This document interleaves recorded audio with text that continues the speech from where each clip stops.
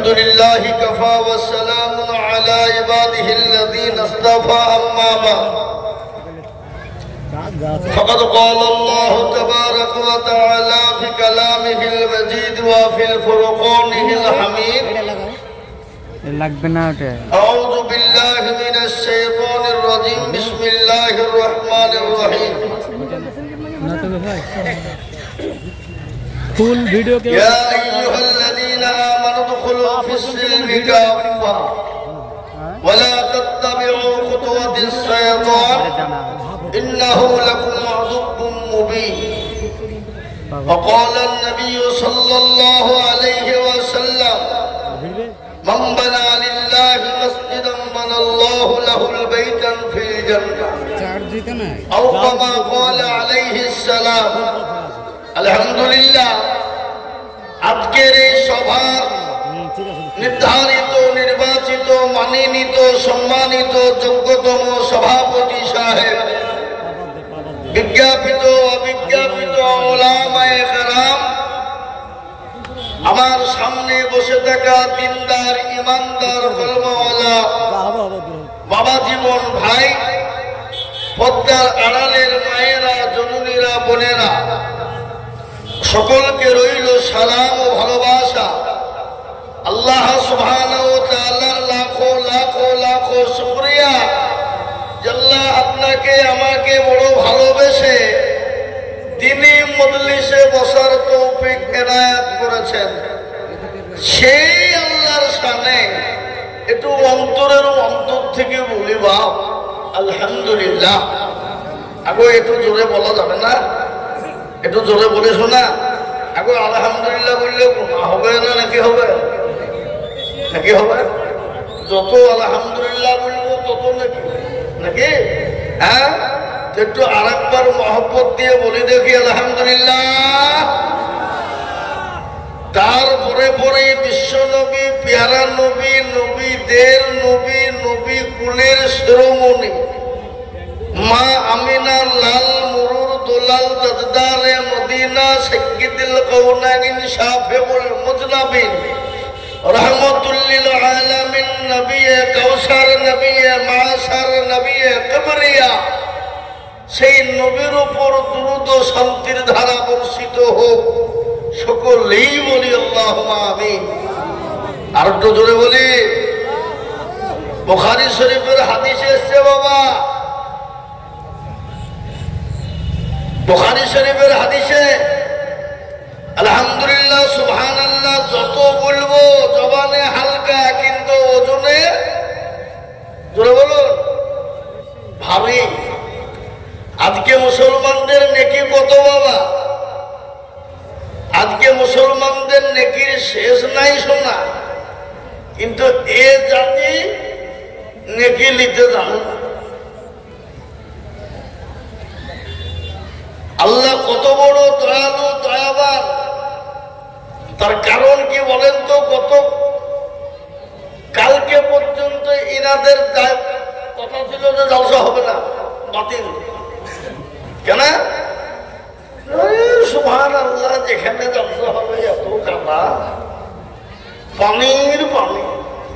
আমি এদেরকে বলল যে পাগল, আল্লাহর উপর ভরসা করো, আল্লাহ পানি দেবে।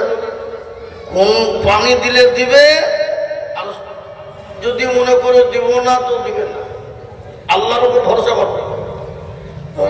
আল্লাহর উপর তো ভরসা আছে কিন্তু বিশ্বাস করছে চিন্তা করে, আল্লাহর উপর তো ভরসা আছে আমার কি হবো নাকি? হ্যাঁ এবার দেখি কত পরশুদিন আমি জালসায় ছিলাম কোচবিহার, তার আগের দিন ওই এলেম বাজার একটা গ্রামে জালসা ছিল, এলেম বাজার দেলুর গ্রাম। তো বীরভূমের মানুষের ইমান কত মজবুত শুনলেন? এতখানি পানি পাশে যেখানে জালসা হয়েছে পানি, চেয়ার পেতে দিয়েছে, চেয়ার আধখান পানিতে, আর বসে বসে ওয়াজ শুনছে। আর আমি মনে মনে করছি মুর্শিদাবাদ হয়ে যাচ্ছে, মনে শুনতে। হ্যাঁ এরা কি পাগলা নাকি? পানি ফিটফিট করে পড়ছে, মাথা ভিজছে। আমি ওদেরকে বলছি, শোনো তোমরা ভিজছে হুজুর, আমাকে যেন ভিজছে না হয়।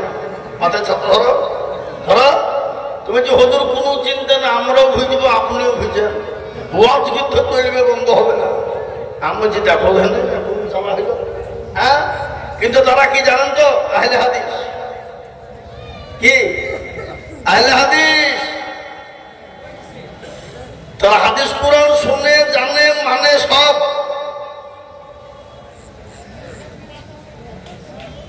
তাহলে ইমান কাকে বলে না শুনতেই হবে আমাদের। শোনাই চাই, পানিতে যাবো তাই হোক। তো মোহতারাম বুজুর্গ দোস্ত, আজকে তো আলহামদুলিল্লাহ পানি নাই। আর এই এলাকার মধ্যে মনে সর্বপ্রথম জাল সেখানি নাকি? প্রথম জালসা শুরু হইল, তারপরে পরস্পর হবে। ও হয়ে গেছে। ও তাহলে কোনো ব্যাপার নাই। তো মোহতারাম বুজুর্গ দোস্ত, তো এই মজলিস বড় দামি মজলিস বাবা। প্যারা রাসূলুল্লাহর ঘোষণা, এই মজলিসে বসবে যারা ভাগ্যবান হবে তারা, আর বসতে পারল না যারা কপাল পোড়া তারা। কপাল পোড়া বোঝেন? কপাল পোড়া জি। এসে মজলিসে সকলেই বসতে পারে না। বা গতকালকে আমাদের রানীনগর থানা, রানীনগর টোবলা বিরাট বড় জালসা হয়ে গেল। জালসা আর জলসা দুটো, জালসা আলাদা আর জলসা আলাদা। বিরাট বড় জলসা হয়ে গেল। একবারে মসজিদের পাশে, একবারে কলকাতা থেকে সুপারস্টার নিয়ে এসে বুঝতে পারলেন সব মুসলমান। ইমান সব করে মুসলমান, সব গরু থেকে যায়, অন্য জাতি কিন্তু নাই। আজকে কষ্ট হয় বলতে জানেন, শয়তানের জায়গাতে লোক বেশি। কি বুঝেন আপনারা বলুন? এই যে বাজারে সভাপতি সাহেব মাইকিং করলো, দেখেন বাজার তো শয়তানের জায়গা নাকি বলেন আপনারা? বাজারে গিয়ে দেখেন গা শয়তানি চলছে কিনা। এরা হইল বেহাইয়া লীলজ্জ, এরা হইল বেহাইয়া লীলজ্জ। ঘুতঘুতি দেখেছেন? ঘুতঘুতি, ঘুতঘুতি কেনা বলে? হ্যাঁ, শোরকে বলে না, ঘুতঘুত মানে কি ওল খেয়ে বেড়ায়, কচু খেয়ে বেড়ায়, গু খেয়ে বেড়ায়। তো কিছু জাল সাথে কিছু বুনিয়ে ওল খাওয়া ঘুতঘুতি আছে। এই বুনিয়া ওল খাওয়া ঘুতঘুতিরা জালসা খালি ঘুতঘুত ঘুতঘুত করে বেড়াবে।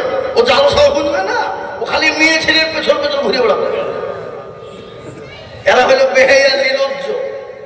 মনে হচ্ছে ওর বাড়িতে বোন নাই, ওর মা নাই, ওর বিটি নাই। হ্যাঁ এ বাবা, যদি ওর মা ওর বিটি যদি না থাকতো, বোন যদি না থাকতো, তো ভক্তি থাকে, ঠিক আছে। আর তুই বুকে হাতিয়ে বল, তোর মা, তোর বোন, তোর বেটি আছে কিনা? ছি ছি ছি ছি। আর আমাদের দেশের জালসা বলে দেয়, আজকে মেয়ের মা, মেয়ের বাপ বলছে না, একটা দিন ঘুরবে তো। ও বাবা, জালসার দিনে কেউ করছে এনজয়, ধরা পড়লে ধনঞ্জয়, না ধরা পড়লে এনজয়। ধনঞ্জয় মানে বলতে পারলেন তো? হ্যাঁ, এনজয় করতে গিয়ে যদি ধরা পড়ে যায় তাহলে ধনঞ্জয়, আর যদি ধরা না পড়ে তাহলে এনজয়। এ বাবুজি, কথা বুঝতে পারলেন? এর থেকে নিচে নেমে বুঝতে হবে না। হ্যাঁ হ্যাঁ, যারা বেহাইয়া লীলজ্জ এখনো যদি মাইকের আওয়াজ তাদের কানে পৌঁছায়, তারা যদি মনে করে আমরা মানুষের জাত, মুসলমান ঘরের জাত, আমরা মায়ের জাত, বাপের জাত, তাহলে বাজার ছেড়ে দিয়ে ভদ্রলোকের মতন জালসা এসে জালসায় বসবে, নচেত আপনার বাড়ি আছে, বাড়িতে গিয়ে বসতে। কি বলছেন আপনারা বলুন? হ্যাঁ, জালসা শুনতে হেঁটে না, বদনাম করতে হেঁটে না, মজলিসটাকে নষ্ট করতে হেঁটে শয়তানের মতো। তাই আমি অনুরোধ করবো, যারা বাজারে আছো, বাজার ছেড়ে দাও। তাহলে তার থেকে আরো কড়া কথা আমার কাছে আছে, কিন্তু বলবো না, ঠিক বলবো। যদি না ছাড়ো। তো মহতারা বুজুর্গ দোস্ত, এই মজলিসের চতুর্দিককে ঘিরে নিয়ে বসে কারা ধরে বলুন? কারা গো? ফেরেশতারা। যখনই এই মজমা শেষ হয়ে যাবে ফেরেশতারা কার কাছে চলে যাবে? আল্লাহর কাছে। আল্লাহ তো সব জানে না, জানে না? সব জানে। জানার পরে বলে হারে তোরা কোথা ছিলি? ঠিক করে বল। আল্লাহ ওই কথা না, দেখলাম মসজিদের পাশে মসজিদের জালসা খোলা গো, তোমার বান্দা বান্দির বসা। বলে কেন? আল্লাহ জাহান্নামের ভয়ে আর জান্নাতের আশায়। তো বলে তারা কি জান্নাত জাহান্নাম দেখেছে? তারা তো দেখালে। যদি দেখতো, আল্লাহ যদি দেখতে পেত তো দুনিয়ার সমস্ত কাজকে ফেলে দিয়ে তোমার গুণগুণে তারা লিপ্ত হয়ে যেত। আল্লাহ বলে শোন, ওই মজলিসের ভেতরে যারা বসা এবং বসে আছে আমি তাদের তামাম গুনাহগুলোকে ক্ষমা করে দিয়ে তাদের জন্য জান্নাতকে ওয়াজিব করে দিলাম। জোরে বলুন সুবহানাল্লাহ। জোরে বলুন না সুবহানাল্লাহ। আজকে আমি আপনাদেরকে বলি, এখনো সময়, দেশের এবং পরিস্থিতি বড় খারাপ, বড় খারাপ। ওগো মুসলমান, আজকে মনে মনে করছে আমরা মরবো না, উমর হয়ে এসেছি। না, মরতে তো হবে, হবে না? হবে না? কখন কোন টাইমে মরবো? তাই আমি অনুরোধ করে বলবো, এখনো সময় আছে, আল্লাহর দিনে আমরা ফিরে আসি। আর না ফিরে আসলে এ জাতি কোন অবস্থায় মরবে, কি হালতে মরবে, এই জাতি নিজেও টের পাবে না। ও আল্লাহ ওয়ালারা, দিন ওয়ালারা, আজকে মুসলমানদেরকে কত বলবো? আচ্ছা বলুন তো, সারা পৃথিবীতে যত ধর্ম আছে সমস্ত ধর্মের ভিতরে সব থেকে কালচার বেশি কোন ধর্মে হয়? মসজিদে, খুতবাতে, জুমাতে, মিলাদে, জালসাতে, কি কথা বলেন, দোকানে, চায়ের দোকানে হয় কালচার, হয় না? হয় না? আজকে জালসাতে তো যেমন যেমন হচ্ছে বাবা, চায়ের দোকানে যে প্রচারটা সব থেকে বেশি হচ্ছে। কারো কোনো কথা যদি একবার চায়ের দোকানে বলে দেওয়া হয় তো জেনে নেবেন আগামী কালকে শেষ। কি ঠিক না বেটি? হবে এতটুকু করবে, এতটুকু হবে না? হবে না? তো আমাদের এত কালচার হচ্ছে বা, তারপরেও এ জাতি শুধরায় না, এ জাতি শিখে না। কবি বলে তনহামা দাগে দাগে শোধ বম্বা বোঝা বোঝানে হাম, সারা অঙ্গে ব্যথা, কোথায় ওষুধ দিব আর লাগাবো এ খুঁজে আমরা পেছিনি বাবা। মনে যদি বচন ধরে খুঁজে কিরে পাওয়া যায়, মলম দিব কোন জায়গায়? মলম যে আমরা লাগাবো সে জায়গাটুকু আমাদের ভাগ্যে মিটছে না বা। তাই আল্লাহ বড়, আল্লাহ দয়ালু মারহামার রাহিমিন, আল্লাহ আমাদেরকে ভালোবাসে বাপ। তারপরেও যদি সে আল্লাহকে না চিনি, সে রসুলকে না চিনি, তাহলে এ জাতির দুর্দিন ছাড়ার কি হতে পারে? এই জাতির কপালে কি হতে পারে? আল্লাহ আমাদেরকে ভালোবাসে না, বাসে না? কি গো, মা তার সন্তানের জন্য জীবন দিতে প্রস্তুত হয়ে যায় না?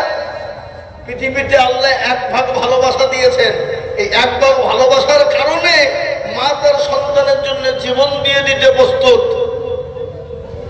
কিন্তু আল্লাহ যে তার বান্দাকে 99 গুণ ভালোবাসেন, আল্লাহ তার বান্দাকে কতটা ভালোবাসেন? 99 গুণ।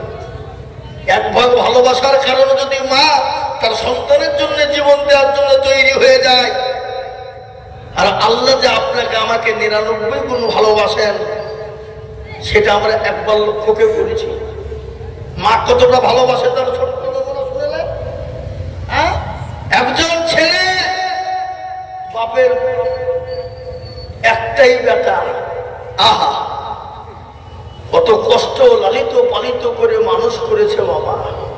20 বছর হয়ে গেল, ছেলের বিয়ে দিয়ে দিল। ছেলে মেয়ে বিয়ে কমপ্লিট, চাকরি হয়ে গেল। বিয়ে করে বাড়িতে চলে এলো। আসার পরে মা বাপের সঙ্গে দ্বন্দ্ব শুরু হয়ে গেল। দ্বন্দ্ব, ও শাশুড়ির যুদ্ধ। শুনেছেন না? শুনেননি আপনারা? কিন্তু আপনাদের হয় না? কোন ঘরে হয় না? একটু হাত দিলে বলুন দেখে। প্রায় ঘরে মা। একটা দোষ আছে বাবা, দেখবেন মায়েরা পরের বেটির দোষ খুঁজে বের করার লেগে বসে থাকে, কিন্তু নিজের